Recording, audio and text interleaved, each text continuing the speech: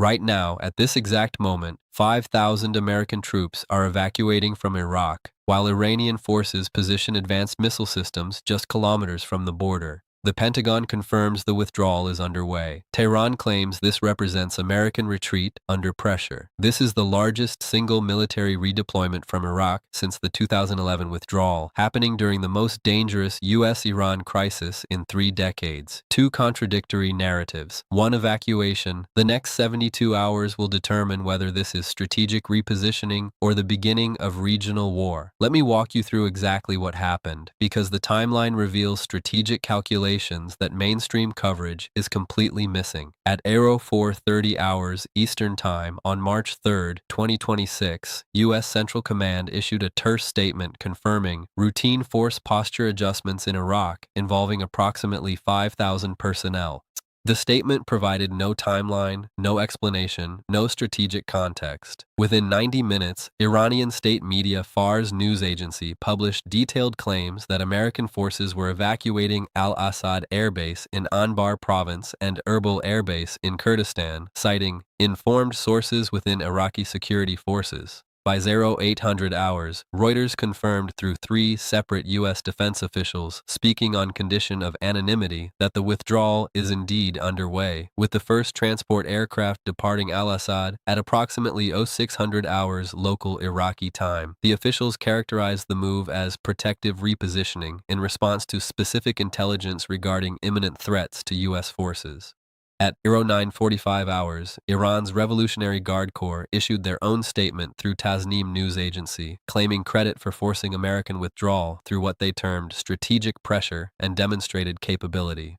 By 1100 hours, commercial satellite imagery from Planet Labs showed C-17 Globemaster III heavy transport aircraft on the tarmac at Al-Assad, with ground crews loading equipment and personnel. Additional imagery from Maxar Technologies confirmed similar activity at Erbil. At 13:15 hours, President Trump posted on Truth Social, "We're not retreating from anything. We're getting smarter about where our people are positioned. If Iran wants to find out what happens when they threaten Americans, they can keep playing games." At 14:30 hours, Iran's supreme leader Ayatollah Khamenei delivered brief remarks during a meeting with IRGC commanders, stating, "The enemy has learned that the era of costless aggression has ended." As I record this analysis, the evacuation continues with transport aircraft rotating through both bases on approximately 90-minute cycles.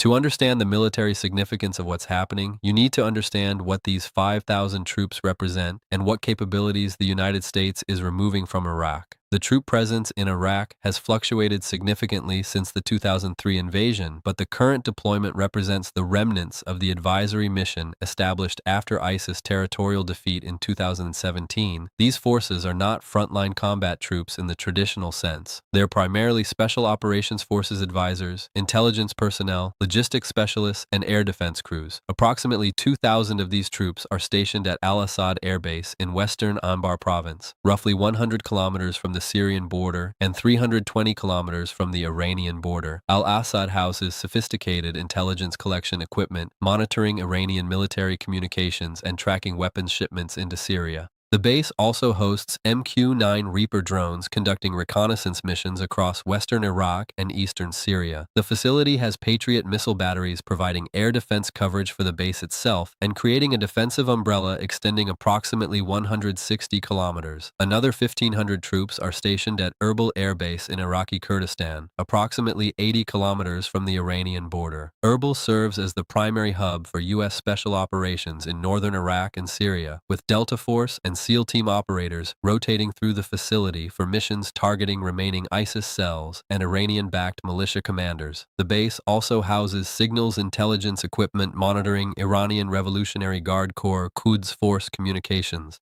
The remaining 1,500 personnel are distributed across smaller facilities in Baghdad, including advisors embedded with Iraqi counterterrorism service units and diplomatic security personnel protecting the U.S. Embassy. The strategic vulnerability is obvious when you look at the map. Al-Assad sits within range of Iranian Fateh 110 and Zulfikar short-range ballistic missiles, which Iran demonstrated it could employ with reasonable accuracy during the January 2020 strike on the same base following Soleimani's assassination. That That strike, which Iran telegraphed hours in advance, allowing personnel to shelter, still resulted in over 100 American service members diagnosed with traumatic brain injuries from the blast waves. Erbil is even more exposed, sitting just 80 kilometers from Iranian territory, well within range of Iranian artillery, short-range missiles, and drone swarms. Iranian Shahed 136 kamikaze drones, which have been employed extensively in Ukraine, have operational ranges exceeding 2,000 kilometers, meaning they could reach any target in Iraq from launch sites deep inside Iran. The uncomfortable truth is that with Iranian precision-guided missiles stationed near the border and advanced air defense systems including S-300 batteries covering Iranian airspace, these American bases in Iraq represent strategic liabilities rather than assets. They're difficult to defend, easy to target, and their loss or damage would create the kind of American casualties that would generate overwhelming domestic pressure for massive retaliation. Here's the strategic logic that explains why this evacuation is happening now and why both sides are claiming victory even though the situation remains extraordinarily dangerous.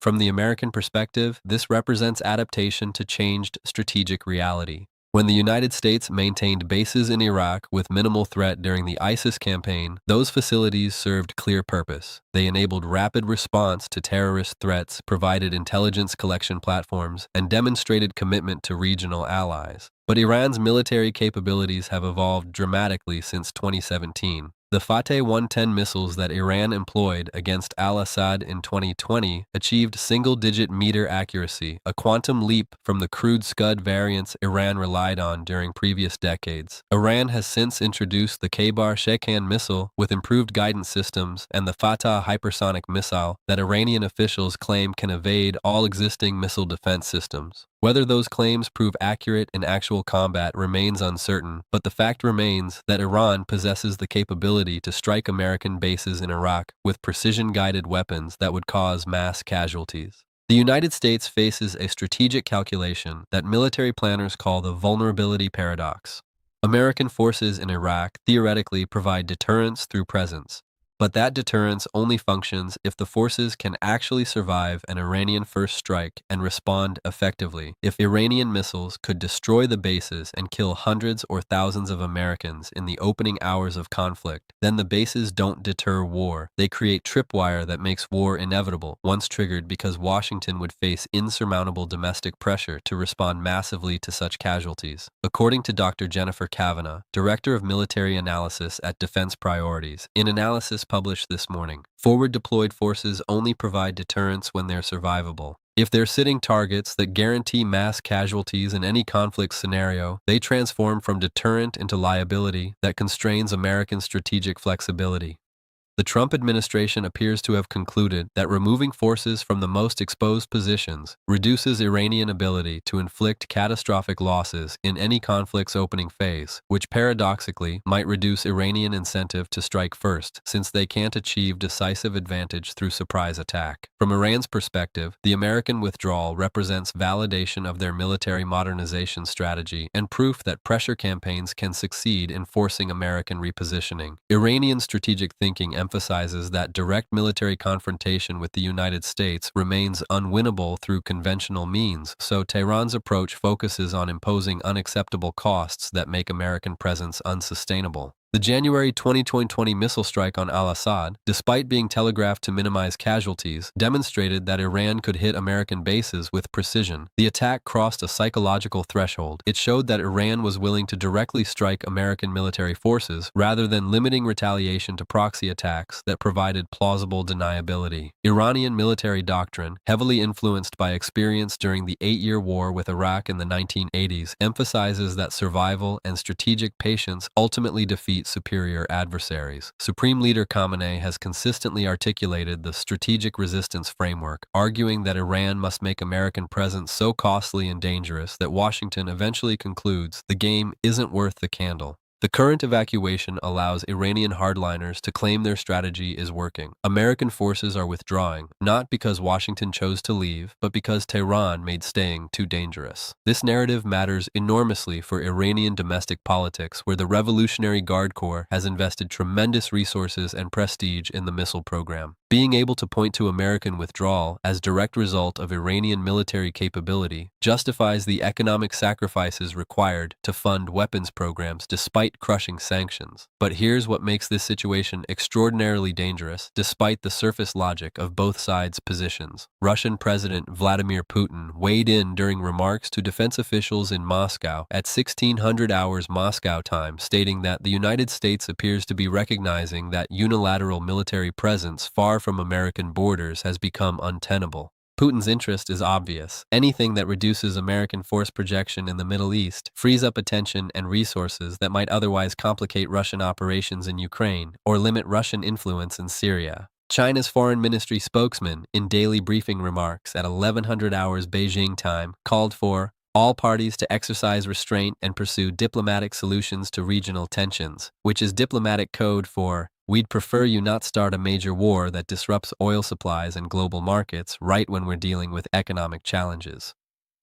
The international context reveals that this isn't just US-Iran bilateral tension. Every major power has calculations about how America-Iran conflict serves or threatens their interests. If this evacuation represents genuine de-escalation, where both sides can claim victory and step back from the brink, then the international community breathes easier. But if this is merely the calm before larger storm, if Iran interprets withdrawal as weakness and presses advantage, or if American domestic politics prevent Trump from tolerating any Iranian provocations following withdrawal that can be characterized as pushing the U.S. out, then the evacuation removes the tripwire but doesn't eliminate the underlying risk of confrontation. The tactical details of how this evacuation is being executed reveal American priorities and concerns. According to 3 U.S. defense officials speaking to CNN, the withdrawal is being conducted in phases over approximately 72 hours. The first phase, already underway, involves removing non-essential personnel, including administrative staff, intelligence analysts who can operate remotely, and contractors who aren't directly tied to critical security functions.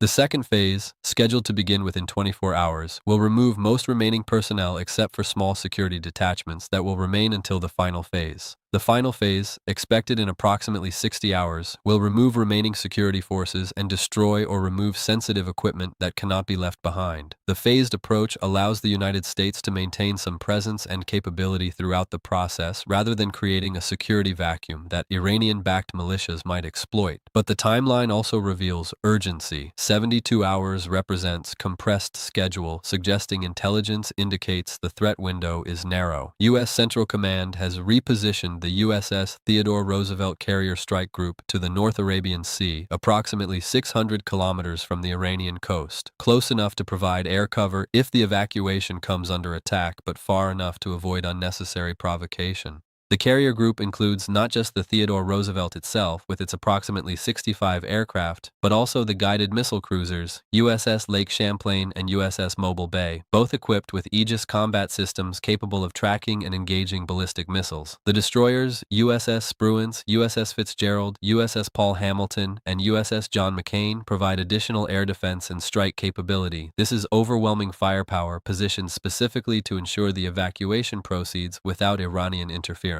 Iranian force posturing during this same 72-hour window will determine whether this situation evolves toward de-escalation or explosion. Intelligence assessments shared with allied governments and obtained by the Washington Post indicate that Iran has moved additional Fateh 110 and Zulfikar missile batteries to positions in western Iran near the Iraqi border over the past 48 hours.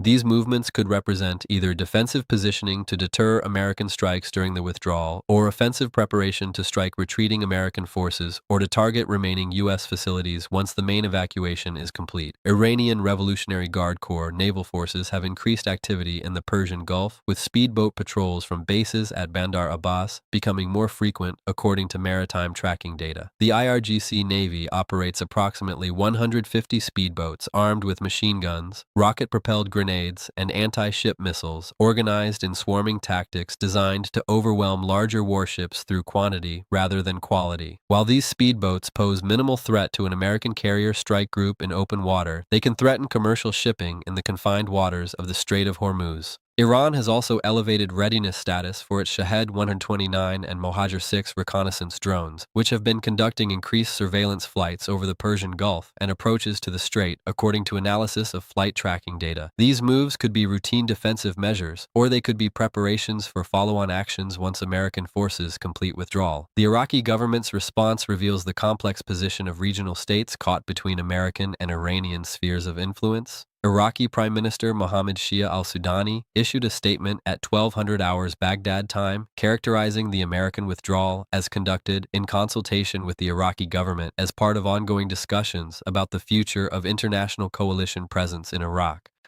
This language attempts to preserve Iraqi sovereignty by suggesting the withdrawal resulted from Iraqi-American dialogue rather than unilateral American decision driven by Iranian pressure. But Iraqi officials speaking privately to reporters acknowledged they received less than 48 hours advance notice of the withdrawal, hardly the extensive consultation the Prime Minister's statement suggests. Iraq's position is extraordinarily difficult. The country hosts American forces that provide intelligence, training, and air support against ISIS remnants. But Iraq also maintains relationship with Iran, driven by religious, economic, and security ties. Shia-majority Iraq cannot afford to completely antagonize Iran, which wields tremendous influence through Iraqi Shia militias and through direct economic relationships.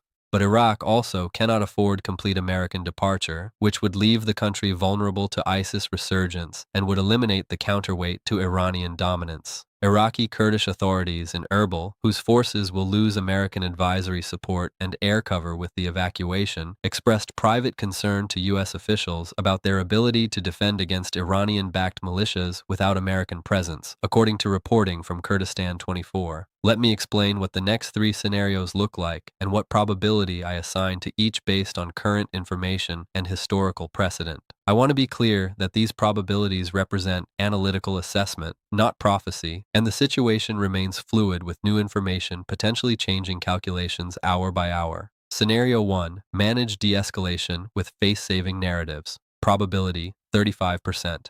In this scenario, the American evacuation proceeds without incident over the next 72 hours. Iran allows the withdrawal to complete while claiming victory through statements that American forces departed under pressure, but Iranian forces do not attack departing Americans or target remaining U.S. facilities. The United States completes the withdrawal while characterizing it as strategic repositioning rather than retreat, and the Trump administration does not conduct retaliatory strikes against Iranian forces or proxies. Both sides claim victory to domestic audiences. Iran says they forced America out. America says they refused to leave forces as sitting targets, and the immediate crisis de-escalates without direct military confrontation. For this scenario to materialize, several conditions must hold. Iran must conclude that attacking departing American forces or facilities would trigger massive retaliation that outweighs any advantage gained. Iranian hardliners must accept that they've achieved sufficient victory through forcing evacuation that they don't need to press further. The Trump administration must resist domestic pressure from hawks arguing that withdrawal represents weakness that requires offsetting show of strength through strikes on Iranian targets.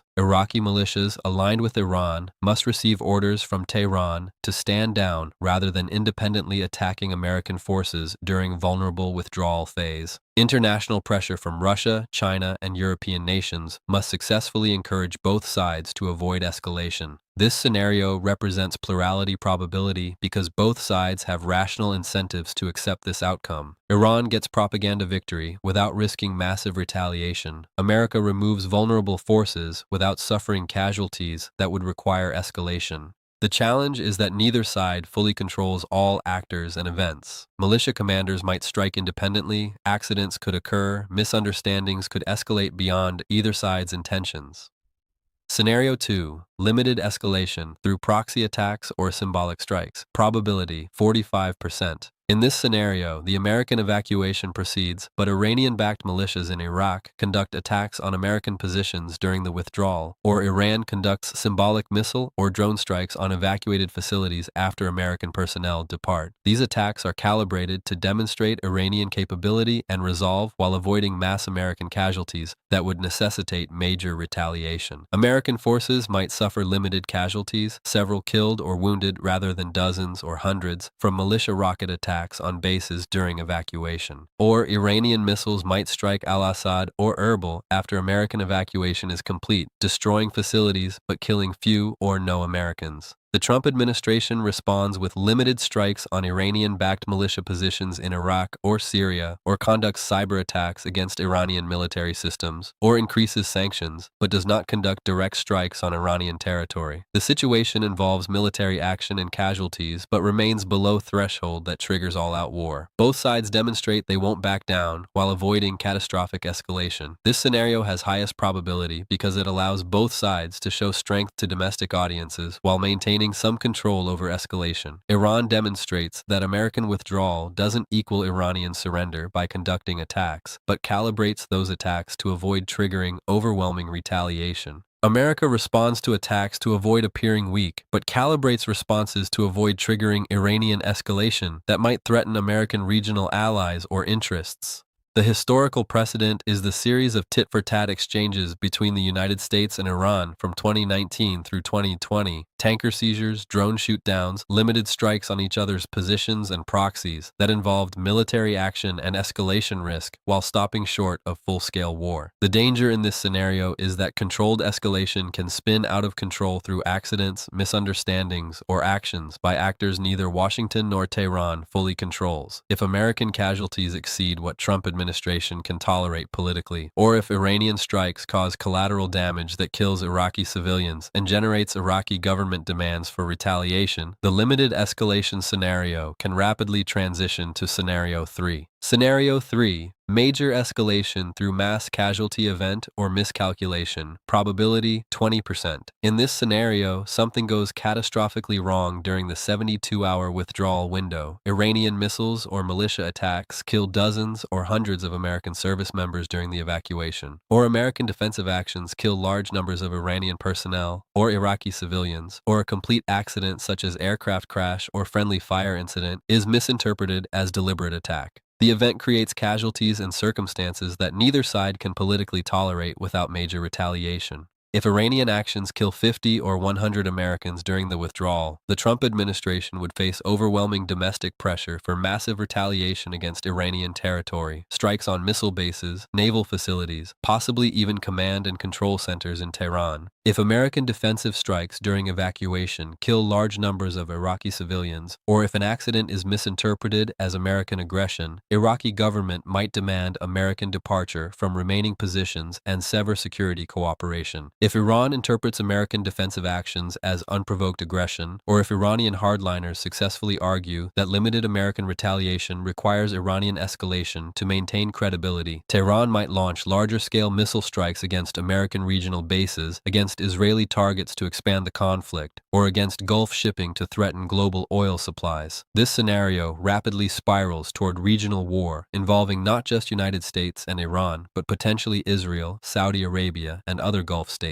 Oil prices spike above $120 per barrel as markets price in major supply disruptions. The United States conducts extensive air campaign against Iranian military infrastructure. Iran closes or threatens the Strait of Hormuz, through which approximately 21% of global oil supplies transit. Hezbollah conducts rocket attacks on Israeli cities from Lebanon, expanding conflict across multiple fronts. This scenario has lowest probability because both sides have strong incentives to avoid this outcome. Neither America nor Iran wants full-scale war that would inflict enormous costs and uncertain benefits.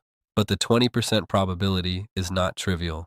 History provides numerous examples of wars that neither side wanted, but that materialized through miscalculation, accidents, or actions by subordinates exceeding their authority. The July crisis that led to World War I began with assumptions about limited Austrian retaliation against Serbia that cascaded through alliance commitments into continental war that none of the major powers anticipated or desired. The current situation has similar cascade potential if the withdrawal goes wrong. Watch for 5 specific indicators in the next 24 to 72 hours that will reveal which scenario is materializing. First, Iranian missile and drone activity near the Iraqi border. If Iranian forces stand down and reduce activity during the American withdrawal window, it signals Tehran has decided to claim propaganda victory without risking military escalation. If Iranian forces maintain elevated alert status and continue positioning additional missiles forward, it suggests potential for Scenario 2 with limited strikes. If Iranian forces surge additional assets and begin active targeting of American positions, Scenario 3 becomes increasingly likely. Second, Iraqi militia statements and positioning. If Kataib Hezbollah, Asarib al-Haq, and other Iranian-backed Iraqi militias issue statements calling for restraint during the withdrawal, or if their forces stand down from positions near American bases, it indicates Tehran has ordered them not to interfere. If these militias issue threatening statements or move forces closer to American positions, risk of attacks during withdrawal increases dramatically. Third, Trump administration statements over the next 48 hours. If the president and senior officials maintain relatively measured tone, emphasizing strategic repositioning and avoiding inflammatory rhetoric about Iranian cowardice or weakness, it suggests White House understands the need to allow Iran to claim victory without rubbing their faces in it. If Trump or administration officials issue statements mocking Iran, claiming Iran backed down, or threatening severe consequences for any Iranian actions, it increases risk that Iranian hardliners will feel compelled to demonstrate they haven't been deterred. Fourth, oil market movements. Oil prices provide real-time global market assessment of conflict probability. If crude prices remain relatively stable or decline slightly over the next 72 hours, markets are pricing in successful de-escalation. If prices spike toward $90 or $95 per barrel, markets are pricing in elevated conflict risk. If prices exceed $100 per barrel, markets are pricing in imminent major confrontation. Fifth, positioning of other American carrier strike groups. The Theodore Roosevelt is currently positioned to support the evacuation, but the United States maintains multiple carrier groups globally. If additional carriers begin moving toward the Middle East, specifically if the Harry S. Truman or Dwight D. Eisenhower strike groups receive deployment orders, it signals the Pentagon is preparing for major escalation rather than betting on de-escalation.